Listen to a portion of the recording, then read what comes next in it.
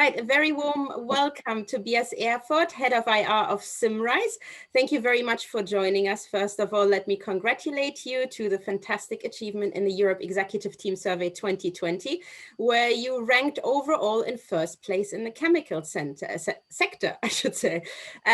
What are your views on the awards and what do they mean to you and your management?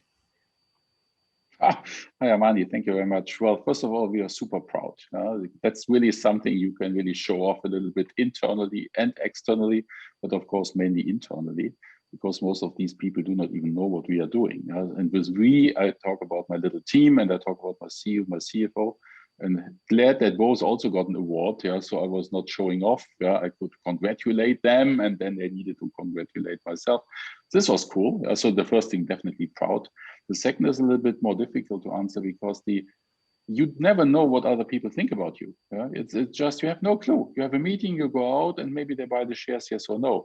But this is not how it should be. So you really need a little bit of external support, or call it image. What is really happening? And that's why we are all very happy about that. Shows a little bit that obviously we do something right.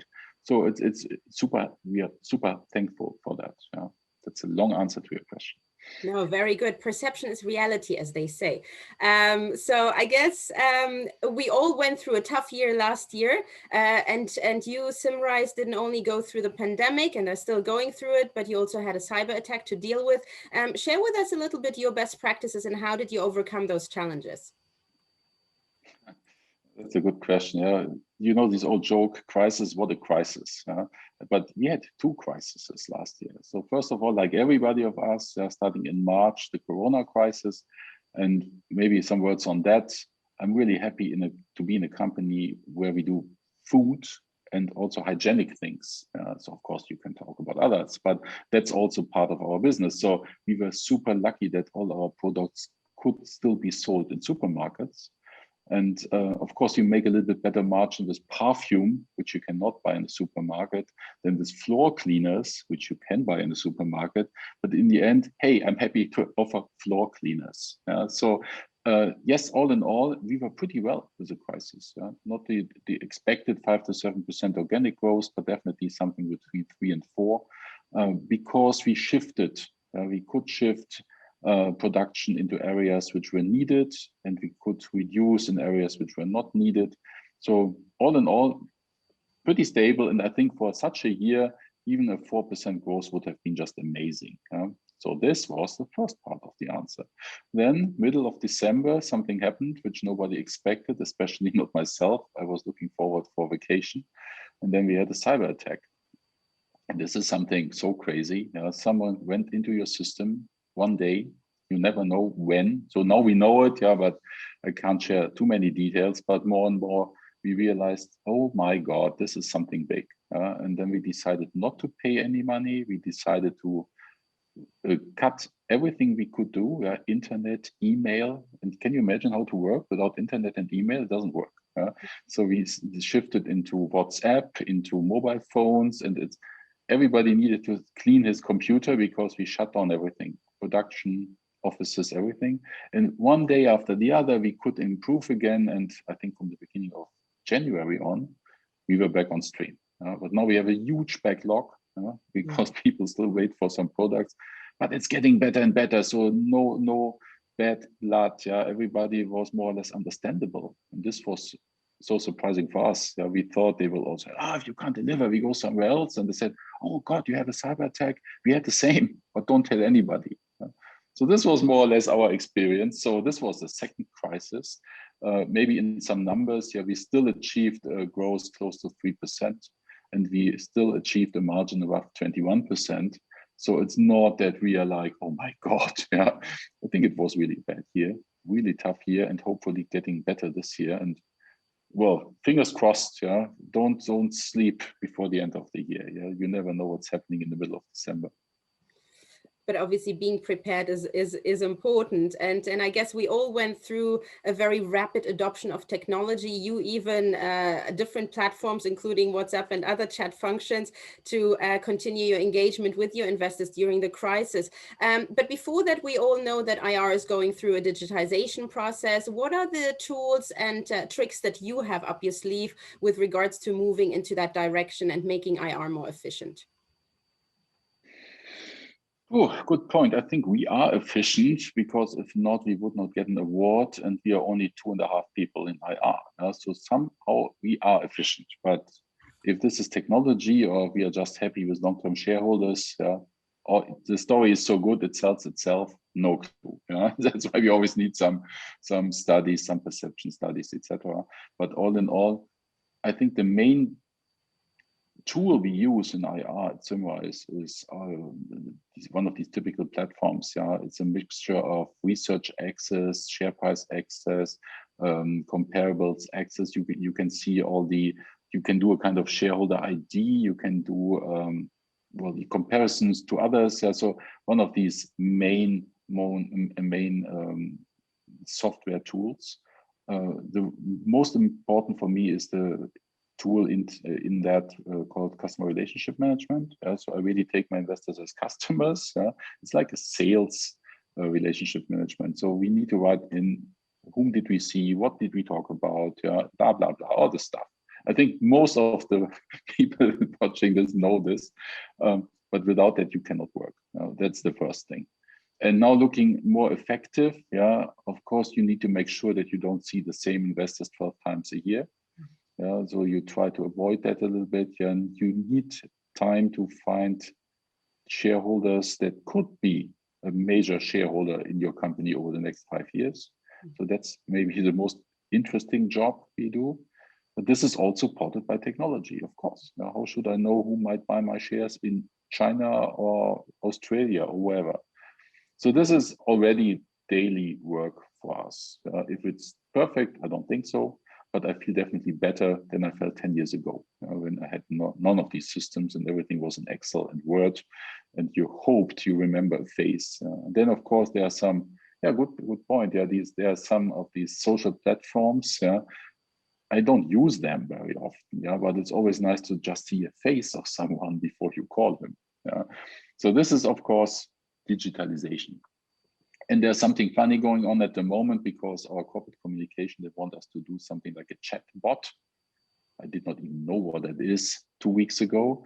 And now we want to find some questions which come often, repeating themselves many times. And then we want to give a kind of chat function on our webpage. It might last another weeks or months, but at least we started doing that.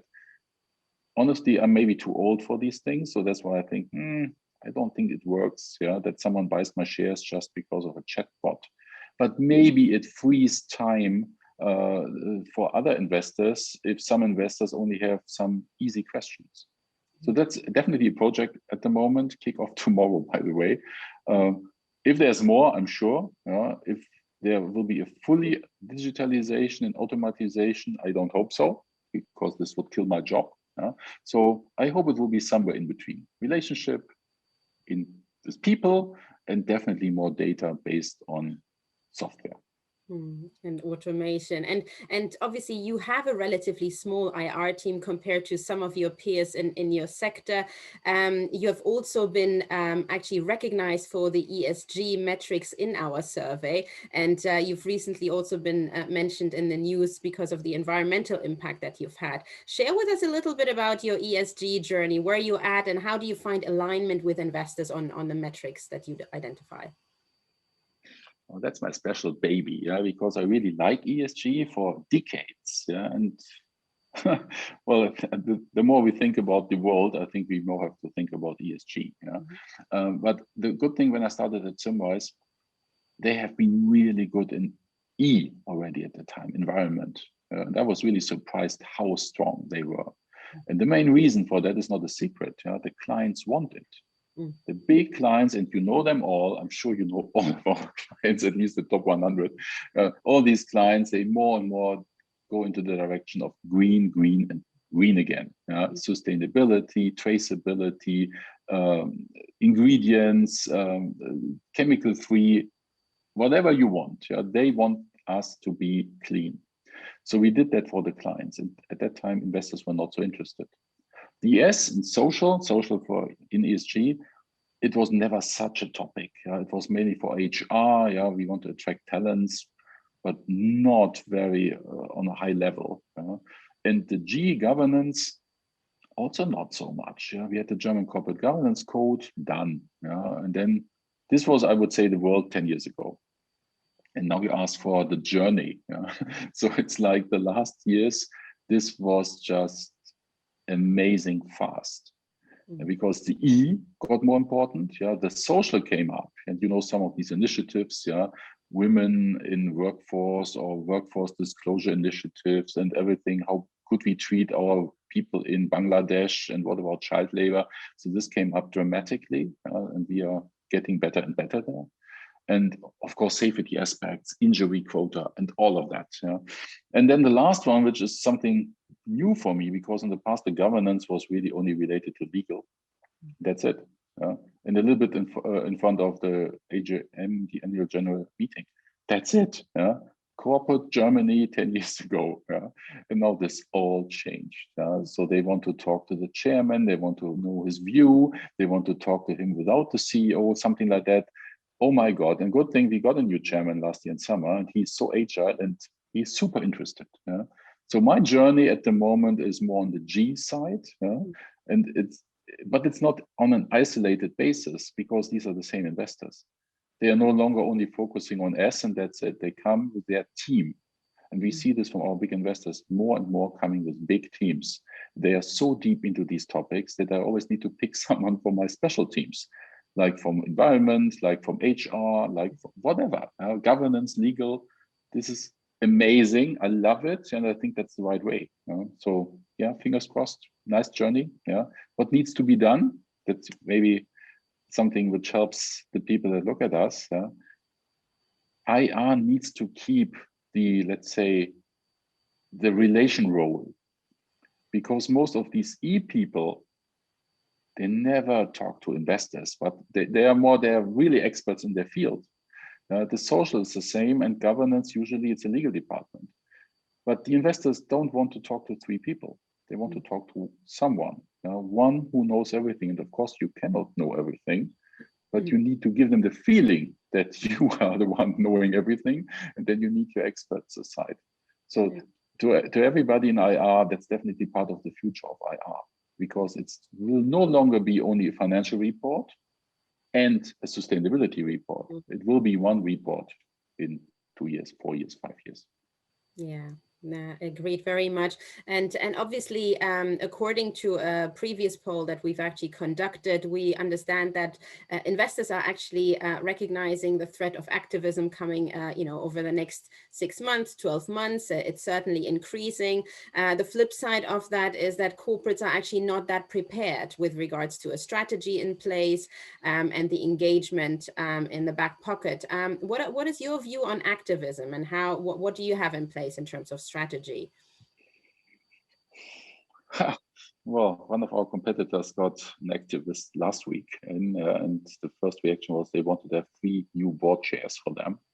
And you always think like, this should never happen to us. Please never let this happen to us. I don't know if there's a real strategy against it. I think what we can do in investor relations is definitely that we think at least we know our investors, that we have a good relationship to them, that they have their mobile number. And if something is really happening, at least that you can bring together the top 10 within 2 days. And then you might, not me, but my board, or even better, the chairman, that we have a direct access.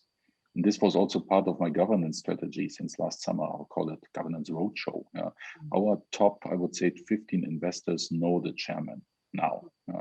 And I'm sure this is not the case in every company, because some of these chairmen are not, how to say that, not open to talk to investors. And I think that's the first thing we did. Governance is high on the agenda, and I'm sure we get our votes together if we need them. But you cannot promise, you can just think about that. strategy-wise, activism for me means something is going wrong. And they have a reason to attack you. If the share price is too low, if the cash is too high, something like that. You always have to benchmark yourself if you're still in line with competition, with a peer group, with a benchmark.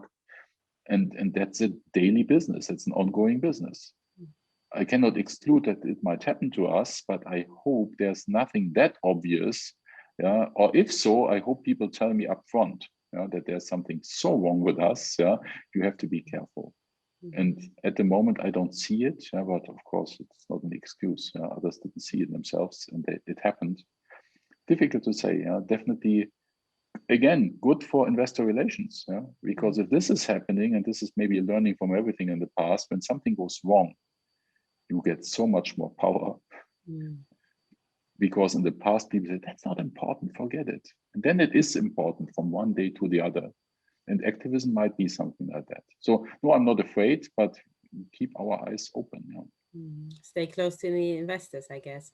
You've been in IR for a number of years now, and obviously IR has been changing over the course of the last few years as well, specifically looking at MiFID and other regulatory changes that are happening in the landscape. Where do you see the trends in IR for the future? More and more investors are really interested in the whole broad range of what the company is doing. So it's no longer they talk to the CEO and that's it. They do their decisions. They come and you notice there are conferences only for suppliers, only for clients, and they want us to speak on this or to present on these, although it's not a real investor conference for only investors. There's really something they want to talk about meatless meat, they want to talk about proteins, they want to talk about probiotica, all this stuff, supply chain, everything is green, what is green chemistry? So some of these words we cover at the moment, and you really see the interest is huge, and definitely for trends in IR is getting more and more a kind of company spokesman in general, which surprises me a little bit because every company has a communication, of course. But in the second step, it does not surprise me because investors always want the story and the numbers. And the numbers are usually missing in other, let's say, formats, departments. I think really the trend in IR is really to become a general information pool, knowledge pool, collecting pool, and maybe also with the help of digitalization, for example, that I can give you 1 hour speech on animal health or child labor, which I cannot do at the moment. I'm sorry. This is such a big field, but I'm sure in some years from now, people will just expect from you that you can give an answer on that, like you gave an answer on everything else about finance in the last 20 years. Yeah. We've just actually talked about your level of experience, the many years that you've been in IR, and you've already broached on some of those topics. But if you were to summarize your top tips, and what are your absolute must-haves, whether structurally or as tools or gadgets or whatever else? Oh my God, this fills an hour. But I would say in a nutshell, I think there's one thing on daily work. You need to be just precise. And if you do something, you have to do it right. So like filling your computer with the latest transcript from an investor meeting, you have to be precise. Don't take the wrong name, don't take the wrong date, because one day you will find you did a mistake. This always comes back somehow. So this is just a daily be precise. Maybe that's one thing. And the second, that's a very general thing. It sounds like a politician, but IR is not a CEO, IR is not a CFO, and not a chairman. But we are also not an analyst and not an investor. So we are just somewhere between all of that. And everybody needs to find his own position. It's so risky to be too much at the investor side. It's the same risk than to be too close to your boss, because then everybody thinks you're just a hand puppet. So it's or parrot, just repeating what they said. So you need to have something in between which attracts you to these investors and analysts, but also to your colleagues, because you cannot live without your colleagues. If they don't give you an idea, if they don't help you, you are lost. Yeah? So you're really something where you have to be super diplomatic, but you shouldn't forget your own thinking. Yeah? Of course, your boss pays your salary, yeah. But if all your investors hate you, they don't talk to you. Yeah? So it's like you're always in between, and this makes it so complicated, but on the other side, also so interesting, because it's difficult to get you. And yeah, no, I think I should stop this here because the more you think, yeah, it's that's a good word. Thank you, Amani. Balance. It's really a balancing act, and I think that's definitely for every head of IR. And I'm sure whoever sees this at the moment, he says, "Well, yes, I agree. Yeah, it makes it very complicated." And you asked for the juniors. I think juniors are whoever starts should always be curious, always to find new ideas and think about everything and to question everything. The worst thing is always, oh, we always did this in the past. Forget it. Yeah. And I tell my juniors, if I have one, yeah, I always tell them it takes a decade to get the full picture of a company. It's not that you learn a little bit, and of course you can talk about the company after 3 months or 6 months, but to really get a deep understanding of the products, of the processes, and what is worse, the chemistry between colleagues. This is amazing. This is psychology. You will get more and more requests from colleagues about topics. The more they like you and the more they understand that you are not against them. That's a very long journey. Yeah? So it really, I'm now with Symrise 10 years. So I know that someone who just starts doesn't want to think about the next 10 years, maybe. You know? But if this person stays in investor relations, that's the way. That's how I would do it. I did it years ago. Yeah. Still doing it, and I guess a stakeholder relationship building, external as well as internal, which is important. That's great. Well, thank you very much. We're going to switch gear now a little bit and find out a little bit more about Tobias Erfurth. On a more personal note, if we may, Tobias, I hope you play along. And the first question I have for you is, name a historic figure that you would like to meet, and what would you ask them? Oh my God, this was the worst question you sent me over up front, but thanks that you did it, because it's so difficult. I could say something, I want to meet Jesus. And so, no, I think in the end, I'm really interested in whatever happened to South America. So all this area, and there are many people I really would love to meet. Yeah? And I give you just 2 names. Yeah, Salvador Allende from Chile, and asking him maybe what he could have done better to stay with democracy and socialism. And the other one would definitely be someone like Humboldt, so the world traveler. I just like this guy. Of course, I have no clue how he really was, but reading books, it's just amazing where he was at that time. He talked to Napoleon and the US president. And of course, some questions on why didn't they ban slavery, just as an example. So, no, this would be great, but that really related to my interest in South America, Middle America, Spanish conquerorship, and what happened after that. Yeah. Excellent. And who's your favorite band or singer? Oh, it's difficult, because as I'm German, I'm not good in English lyrics, and I like lyrics. I want to learn something from songs, and they should really bring me to think about something. So I listen a lot to German music, but at the moment, well, hey, here it's Carnival, so I'm really deep into Carnival songs. But it can be a lot just German. It can be Cologne singers. That's the one part, but not a famous band. Just some. And then of course, coming from the youth, all about the 80s. I don't have to think about these things. I just listen a little bit, and the music is good. But not a favorite band. There's none. No. Excellent. And do you have a favorite quote from movies that you use in daily life? Well, I sometimes use some German ones, but you can't understand them because whoever knows the English movie doesn't know the German translation. But there's one thing I think is pretty good in Forrest Gump. That's also part of my job. With this chocolate box, and one of these chocolates, you never know what is in. Something in that direction. And that's, by the way, whenever you open your emails, I sometimes think of Forrest Gump. What might this mean to me? 1 hour work, 1 week work, or just nothing? That's That's a great analogy. And do you have a favorite board game? I'm not good in that, but my little girl likes Uno or Uno or however you call it. It's so simple and it's good. And I always hope that it's over and then there you get another 4 cards, and it starts from beginning and you think, oh my God, but I like it. It's fine.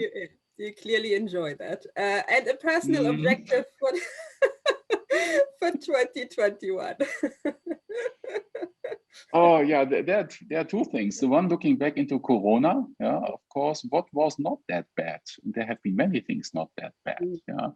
Spoiling time with things you didn't like, with people you didn't like, some, you know what I want to continue. So that's definitely a little bit more, let's say, time critical, how you allocate your time after Corona. And of course, one big thing for every IR, travel more. I want to go out again. I want to see my people, the investors. I want to see colleagues outside Germany. So it's like, I really feel desperate. I want them back. Not 100%, of course, not too many crazy travels, and definitely not these one stop overnight, next city overnight. It doesn't make sense. I really think less, for example, less US, but when you go there, stay a week. That's a little bit what I want to do in the second half of the year, because I think first half, I think they won't have anything. Yeah. Well, Tobias Erfurth, if we had in our survey authenticity as one of the criteria buy side and sell side evaluated, I'm sure you would score very highly in that. Thank you so much for the interview. Thank you so much for the insights and sharing your experience with us. It's been truly delightful. And again, congratulations on the win that you've experienced this year in the 2020 Europe Executive Team Survey. And I hope you can repeat it this year. The survey is about to start again. So good luck, and I hope all your wishes come true for this year. I wish you exactly the same. Thank you very much for all the questions, the detailed one, the very nice, familiar ones. So a lot to think about. Thank you very much. Bye-bye. Thank you very much, Tobias.